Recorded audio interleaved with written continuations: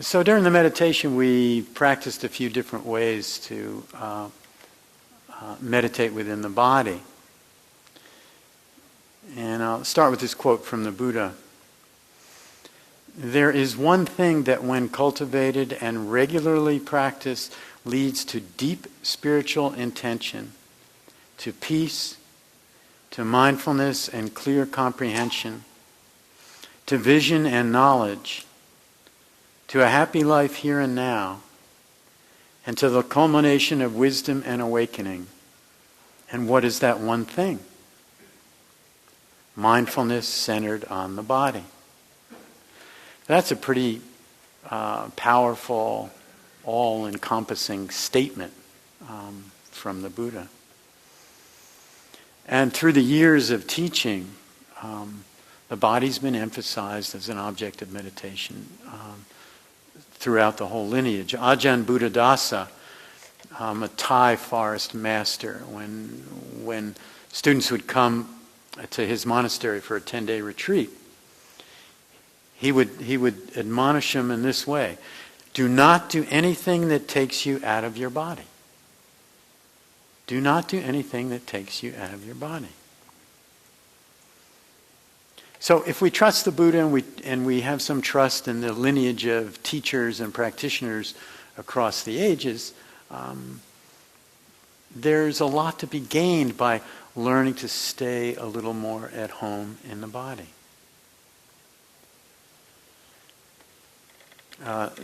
This short poem by Yeats.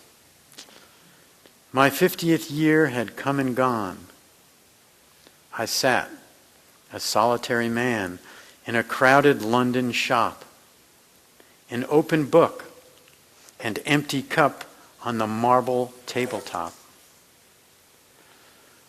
While on the shop and street I gazed, my body of a sudden blazed. In 20 minutes, more or less, it seemed so great my happiness that I was blessed and could bless. Body of a sudden blaze. He's describing. You can certainly picture him sitting there, like in a Starbucks or someplace. Early Starbucks, very early. Sitting there at a table, and all of a sudden, the body lights up. And in that little poem, there's waves of happiness and of blessing of himself and everything around him, tranquility. It's like he had an experience beyond thought.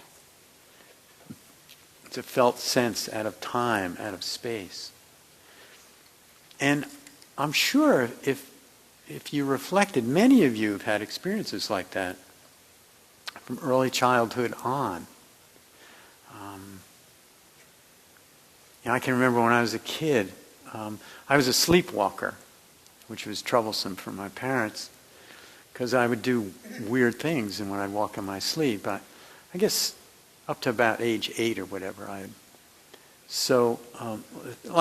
go down the stairs and I'd go down where they kept the dog in the basement, and I'd curl up in the dog's bed and I'd sleep there the night. Or sometimes I'd open the refrigerator and pour out everything on the floor and then allow the dog up out of the basement, and I'd be asleep on the floor and there'd be a sick dog and all this food. And so they started locking me in my room from outside the door where I couldn't get out.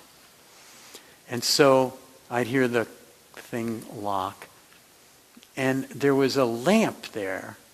It was and it had a little brass turn knob on the bottom. And I'd lie there in my bed and I'd look at that knob, and I can still see it very vividly. And most often, I'd kind of fall into this kind of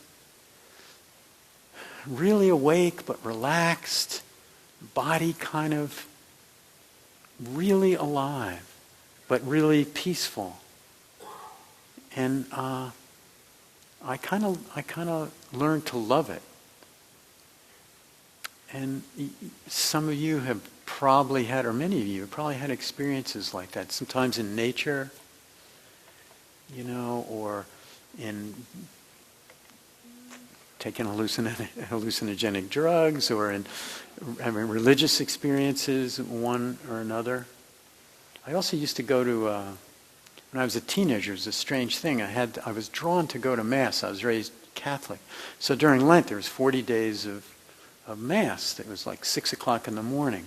And it was dark in New Jersey. And I'd walk there, and I'd sit there in the place. It was all done in Latin. And I'd listen to the lilt of the Latin. And the old people, it would just be old people there, in shawls and stuff, and they'd light candles, and I felt like something was really happening. And at times I'd kind of fall into this beautiful space with these people, and there weren't many of them. And that was different than on Sundays, where everybody was all gussied up and all the perfume, and everybody's kind of checking each other out. I didn't get much out of that. Just never did. So when we meditate, there are those possibilities of really becoming alive and on kind of ablaze with life. So do not do anything that takes you out of the body. That's an interesting statement. And when we think about it, the last several hundred years or millennium, most of the emphasis in human beings has been on thinking. I'm certainly not disparaging that in any way. We're evolving, and our frontal lobe is stretching itself out. There's a lot of thinking involved, and it really helps in our survival and planning, etc., etc. But today I'm a little bit concerned. The separation that's felt between the mind, the body, and the heart, there's a cost for that. I think the lack of awareness of our personal body makes it less likely to feel into the pains and sufferings of the earth body. And so we see where we're headed environmentally with this kind of separation, this unnatural separation. We can't feel our own body. Well, how in the world are we going to feel into our biosphere deep enough to feel like we really need to take appropriate action, whatever that is?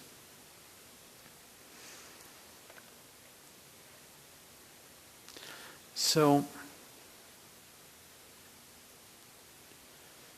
when we think personally, psychologists, doctors are all beginning to recognize, and it's understood and agreed upon, that kind of separation or compartmentalization of the mind, the heart, and the body creates all kinds of illnesses on a personal level. So,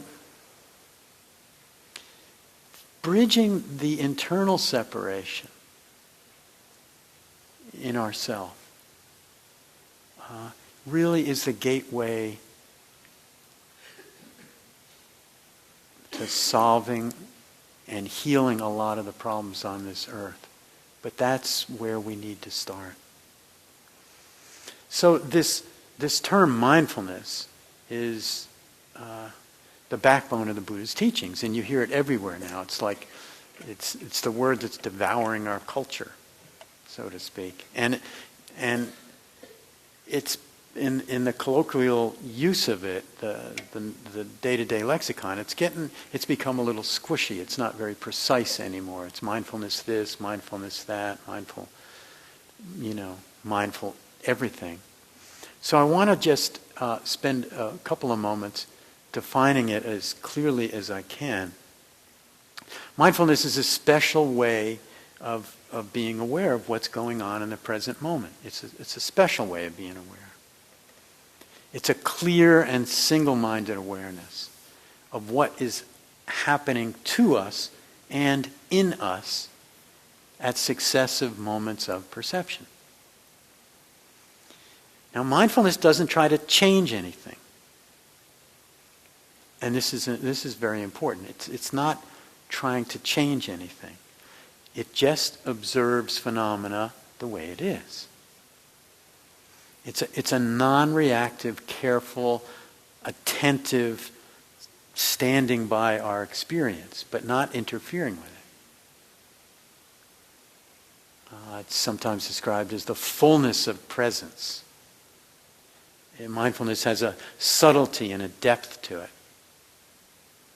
It has the qualities of freshness, newness. It's that beginner's mind that's talked about.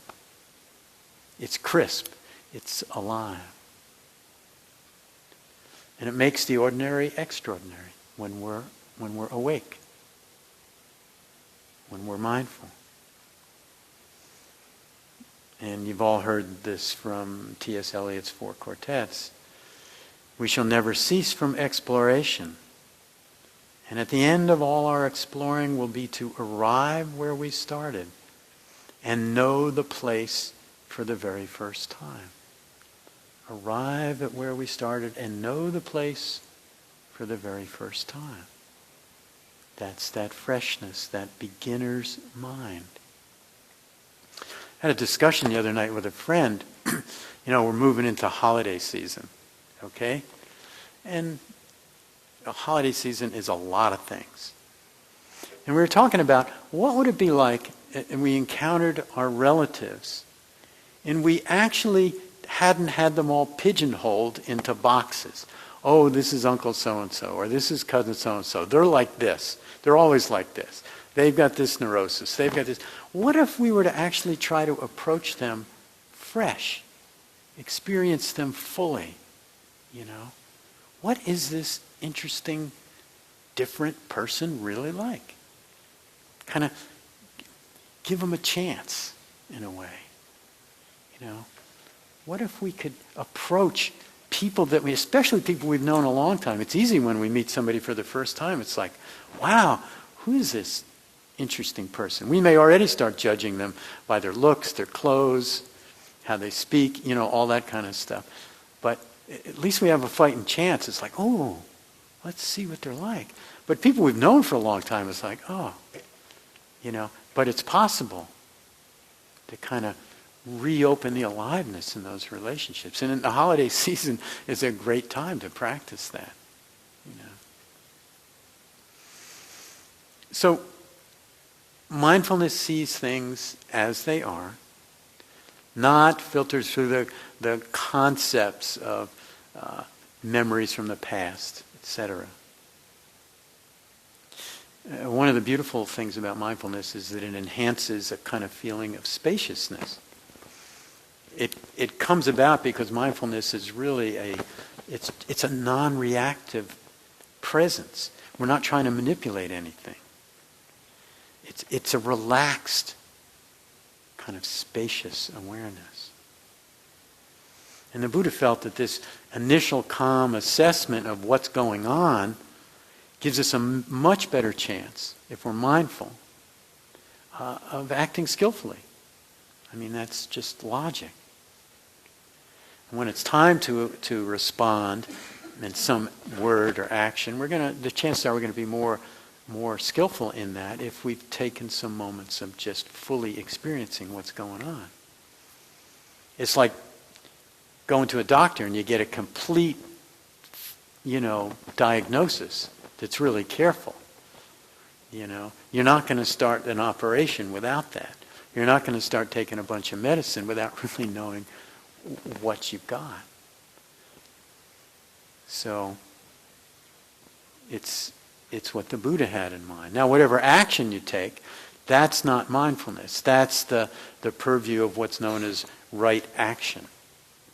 It's subject for another talk. It's one of the aspects of the Eightfold Noble Path. So,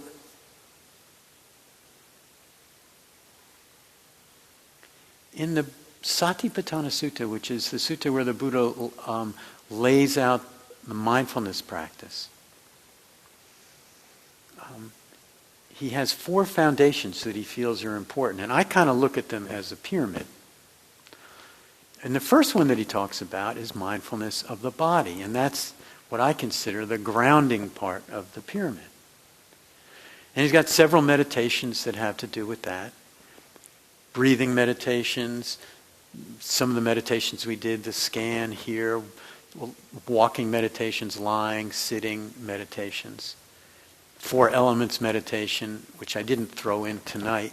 Maybe we'll do another night. So lots of ways of looking and learning about the body through practice. And it wasn't by accident that he said, oh, this is the first foundation of mindfulness. Now very briefly, the other foundations, the next foundation of which we explore our life and our world is what is called feeling tone. And that is that whatever experience we have comes with a tone. And that tone is either pleasant, unpleasant, or neutral. You know, we tend to grab for the pleasant, try to hold on to it forever or get more. If it's unpleasant, we push it away, or try to get away from it. And sometimes things just seem kind of neutral and we're basically uninterested. So contemplating the feeling tone of experience. All experiences come with these. And you can start out with a feeling tone that's very pleasant. I like to use the example of someone giving you a nice neck massage. Oh, that's really great. But 6 hours into it, that neck massage might be very unpleasant, you know. So, and then the third area of the pyramid for exploration and contemplation, the third foundation of mindfulness, is the mind, which in Buddhist philosophy is thinking and emotions, just in the mind. But now all these, of course, can be felt in the body. They all can be felt in the body. Feeling tone, stuff out of the mind. And then at the very top of the pyramid is kind of the exploration of what the truths of our experience according to the framework of the central Dharmic teachings. So that could be contemplating, what are these energies that get in the way of my seeing clearly the spiritual practice? What about the greed, aversion, the sleepiness, the doubt, the fear, the shame, the guilt, known as classically as the hindrances? Well, what about those? And then another one to contemplate is the Four Noble Truths. You know, that yes, there is suffering. And yes, there is a cause of it. And gosh golly, there is an end of suffering, the third noble truth. And the fourth noble truth is this path to end that suffering. So that's at the very top. But all of these kind of rewire our system. But the foundational is just being awake in the body.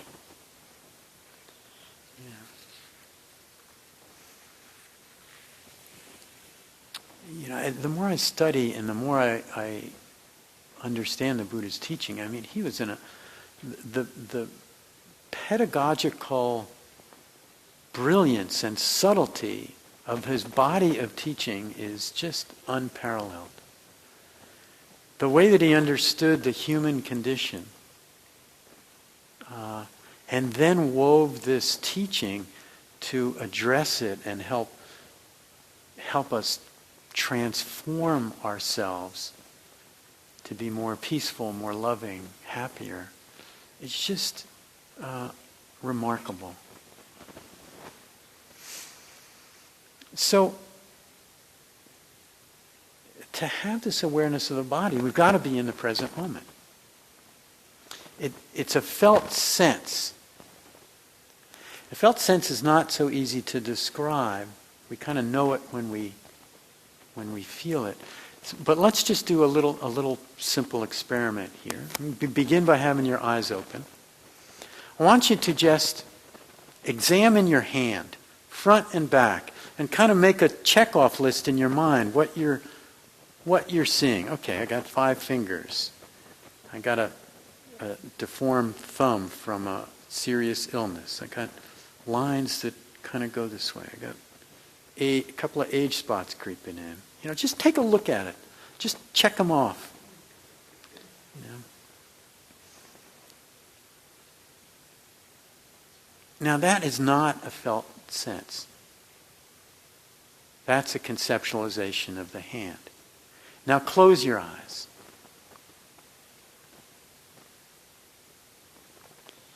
Now take your fist or your hand and squeeze it tight. Now open it. And feel it from the inside. Words don't quite do it justice. Squeeze it again. And open it.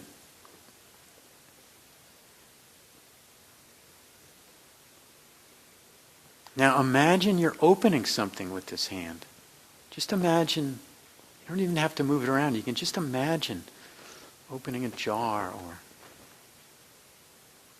working a wrench or whatever.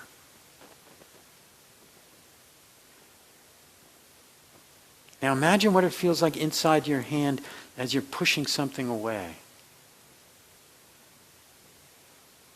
Pushing your stalled car or anything.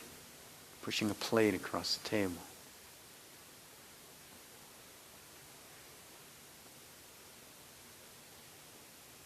Now imagine what it's like if you're holding something. It could be a teacup. Feel the hand from the inside.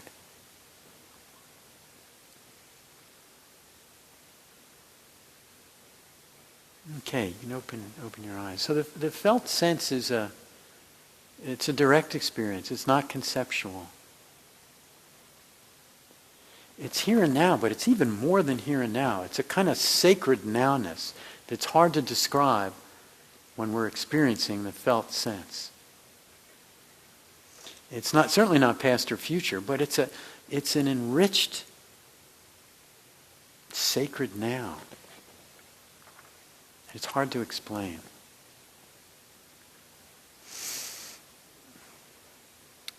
This is one of my favorite similes from the Buddha's discourses. He compares mindfulness of the body with a strong post anchored deep in the ground. And as I read this, just imagine the scene.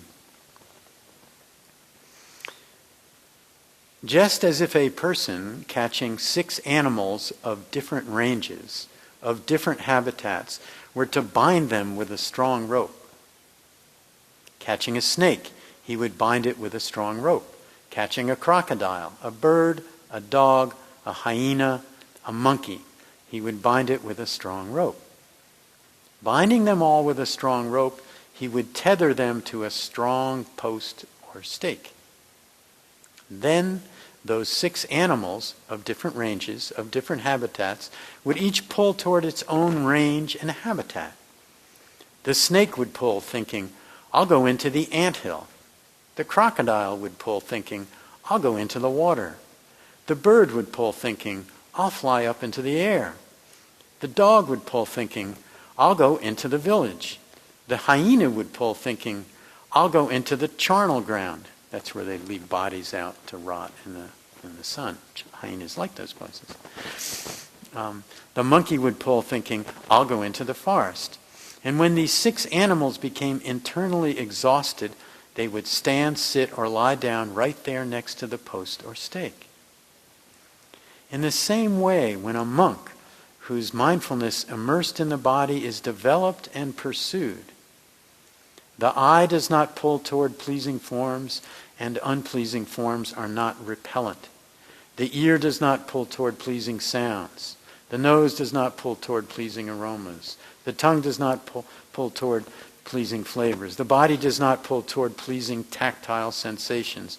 The intellect does not pull toward pleasing ideas, and unpleasing ideas are not repellent. This, monks, is restraint.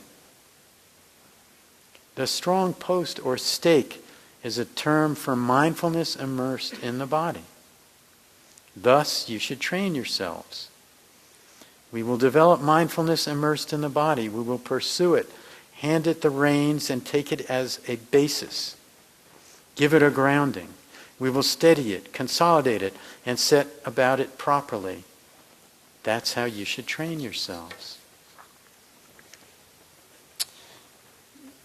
A teacher of mine always used to say that You can't be overwhelmed if you can maintain connected to your body in some form.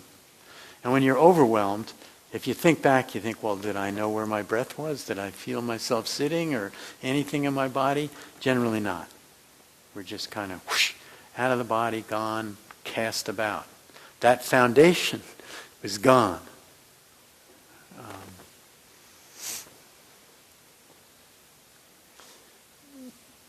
In much of our life, we're not fully present. We're either pulled towards something we want or pushing away from something we don't want. I mean, there's all kinds of reasons for this at different times. And survival is always mixed in there. We're wanting things, we're trying to connect, so there may be some lust or a wanting of another being, and that's natural, or we want to stockpile things for our preservation. We want to push things away that are difficult, etc. But we're often slightly or completely not present for what's going on, and we lose a lot if we deny ourselves that presence. It's kind of sad.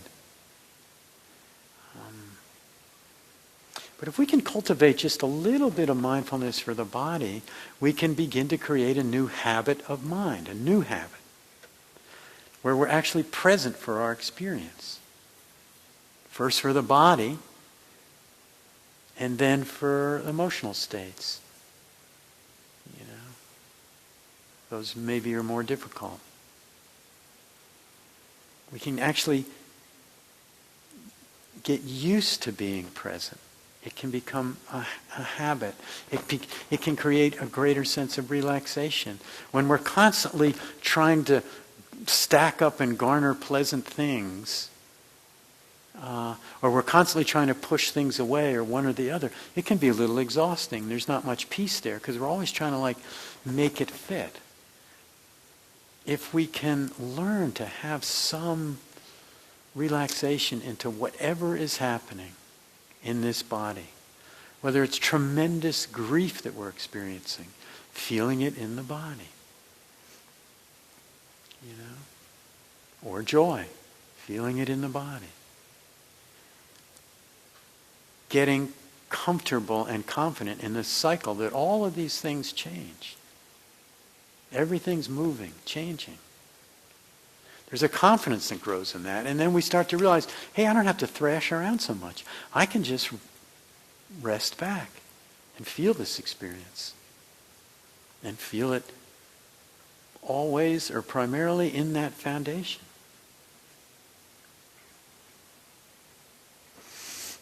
And when you think about it, you're coming up on the holidays. There may be some interesting situations with relatives. Or the pressure of shopping. Oh my gosh, and getting the perfect gift. To just occasionally drop back and just feel the body. Oh, I have a body. Let me feel it. It's all torqued up now, but that's changing. Maybe I'll take some deep breaths. Just feel it.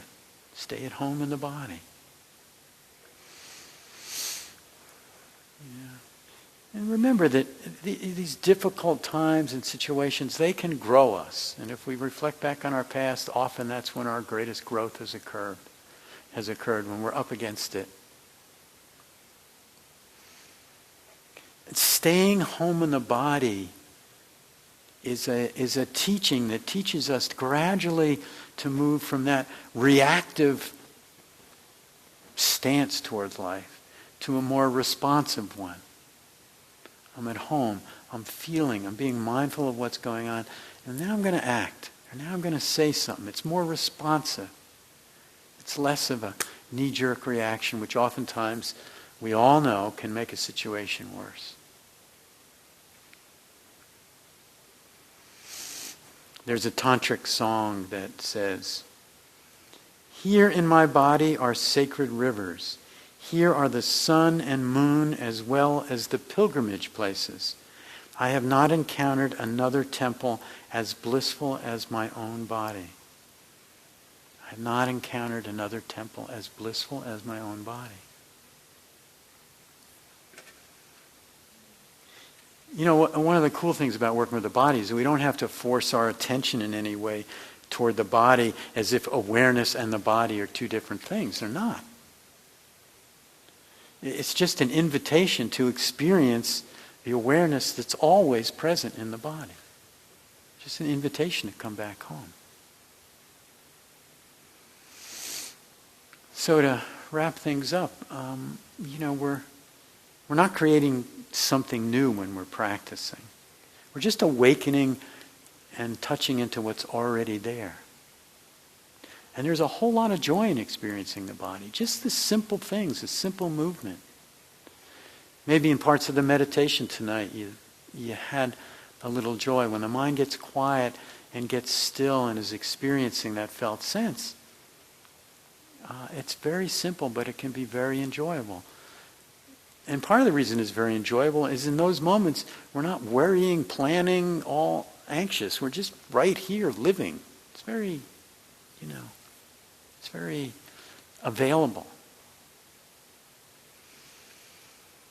When we can rest in the body and get below for just some moments that tangle of the mind,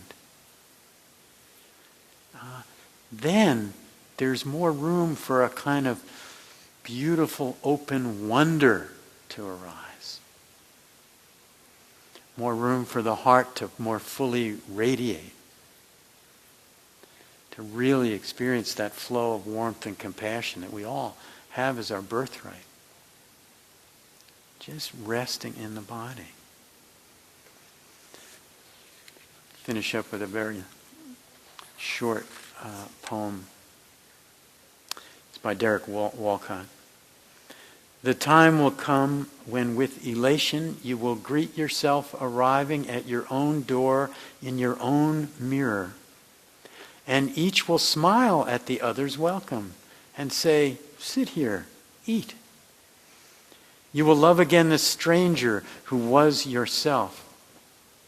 Give wine, give bread, give back your heart to itself.